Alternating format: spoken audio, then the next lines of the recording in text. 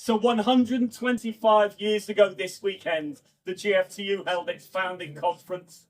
44 different unions were represented by delegates, which between them covered over 300,000 members, and they came together to build an industrial federation which could build the strength of their unions to fight back against employers' combinations and to advance workers' rights. The federation was founded in the wake of a brutal lockout. The 1897 to 98 engineering strikes, which turned into an employers' lockout, began as a fight to improve workers' rights, but became a lockout of that union. And as the trade union movement fragmented in its solidarity, a fight that was lost by the workers to huge detriment. And it was at that point that they realised that the organisations of the working class needed to be built in order to fight back on an industrial and on a political level. So the TUC then went on to found in 1899 the General Federation of Trade Unions as an industrial federation, and the following year in 1900 the Labour Representation Committee, which would go on to become the Labour Party for political representation of workers. Now, the founding of those two organisations, I think, was absolutely crucial because it was a recognition that what was needed to advance the cause of workers' rights was a combination of industrial struggle, of unions standing in solidarity and fighting together on an industrial front, and of political struggle to push for parliamentary representation and for legislation of workers' rights in Parliament.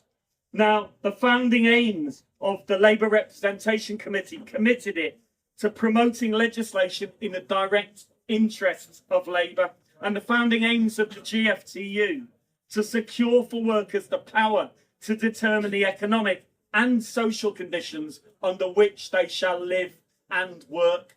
Now, those are actually quite radical aims. They were then and they are today, because they go beyond simply determining what happens in the workplace, but right into that sphere of everything that directly advances the cause of labour and the social and economic conditions under which we work and live. It's about the changing of society, and they recognised then that that would take both industrial struggle and political struggle combined to achieve, and we need to recognise that today.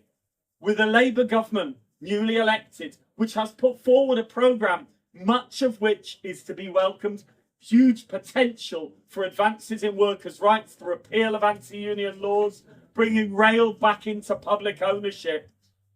However, that government will be under immense pressure, already is from the moment it's been elected, to back away from those pledges. It will be under huge pressure to consult further with the business lobby, to tone down some of the proposals, not to write everything into legislation in the first 100 days. And that's where I think we need to recognise that lesson from history, that alongside the political struggle, alongside having got rid of that corrupt Tory government and replacing it with a Labour government, we need to continue the industrial struggle and the industrial pressure on that government to write those things into legislation. Political change doesn't just happen in Westminster. It happens when working people organise in their workplaces, in their communities, and put pressure on the party and government for change.